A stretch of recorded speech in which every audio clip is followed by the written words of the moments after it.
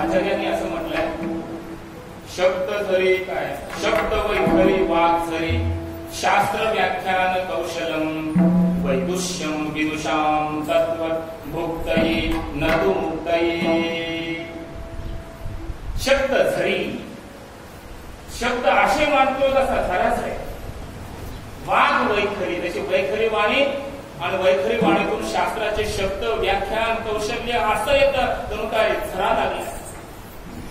सगळं वैदुष्य म्हणजे विद्वत्ता, विदुषा विद्वानांची ही विद्वत्ता कशासाठी?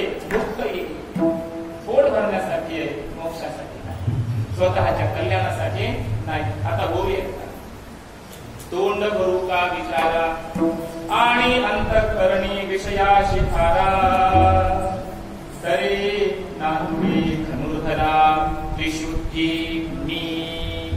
हे अर्जुना, परमात्मा बोलतात, शास्त्राचं ज्ञान जगाला सांगतो, तोंड भरू का विचारा। विचार तोंड भरू नये। तोंड म्हणजे काय? त्याच्या मुखामध्ये केवळ खायचे प्यायचे पदार्थ नाहीत, सगळं ज्ञानच तोंडात भरलेलं आहे। बोललं की ज्ञानच सांगतो, तोंड भरू का विचारा आणि अंतःकरणी विषयाशी थारा। हे मिळवायचंय, ते मिळवायचंय, ते विषयाची आसक्ती अंतःकरणात बसलेली असेल तर त्रिशुद्धी, त्रिवार सांगतो मी अर्जुना, त्याला मी कधीही प्राप्त होत नाही, त्याला मी कधीही प्राप्त होत नाही। असं जर असेल तर विद्वान होणं हे जेवढं महत्वाचं आहे तेवढंच महत्वाचं आहे ते आपल्या आचरणात। आजच्या कीर्तनाचं सारच हे, आजच्या कीर्तन 2 चरणाचं सार हे की विद्वत्ता असली पाहिजे आणि 2 चरणाचं सार हे की ती आचरणात असली पाहिजे।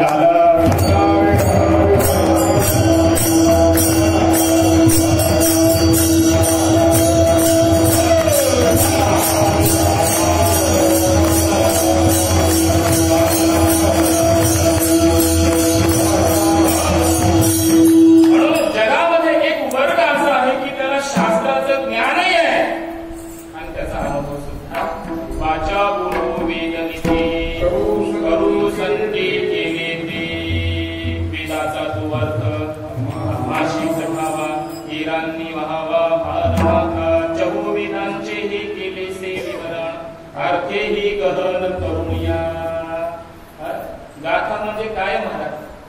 वेदाचं विवरण आहे। आणि कोणी सांगितलंय हे? तुमच्या आमच्यासारखे मित्र निर्णय का? गाथाचा अभ्यास केला अगोदर आणि मग सांगितलंय, अरे हा गाथा म्हणजे वेदाचं भाष्य हे। हा निर्णय कोणी दिलाय? रामेश्वर भट्टांसारख्यांनी। कोण होते ते? दशग्रंथी ब्राह्मण। 6 शास्त्र 4 वेद ज्याचे मुखोद्गत असतात अर्थासह त्याला दशग्रंथी म्हटलं जातं। अशा रामेश्वर भट्टांनी दिलेला हा निर्वाळा आहे, हा निर्णय की त्यांना वेद माहिती होता, आपल्याला काय वेद माहिती? त्यांना वेदही माहिती होता, त्यांनी गाथाचा अभ्यास केला पुन्हा आणि मग सांगितलं, अरे हा गाथा म्हणजे वेदाचं काय आहे? विवरण आहे, विवरण आहे। हे ज्ञान तुकडयाकडे अनुभव, अनुभव तर वेदाचा, शास्त्राचा, ज्ञानाचा, भक्तीचा, योगाचा सगळाच अनुभव तुकडयाकडे भरलेला। अनुभवे आहे तत्वमसी विद्या ब्रह्मानंदी सांग आणि तेची फला घे स्वतः आता। हा अनुभव आनंदाची टोळी, आनंद तरंग ही अनुभूती आहे आनंदाची, ती कृतार्थतेची अनुभूती तुकोबरायांच्याकडे आहे। आणि खरं सांगू का, यांना संत म्हणतात, ज्यांना शास्त्राचंही तेवढंच ज्ञान आहे आणि त्या ज्ञानाचा अनुभव सुद्धा तेवढाच आहे, त्यांना खऱ्या अर्थाने संत म्हटलं जातं। अशा संतत्वावर आरूढ असणारे तुकाराम महाराज अनुभवपूर्वक जगताच्या संबंधी असणारं शास्त्रीय ज्ञान सांगतायत अभंगाच्या।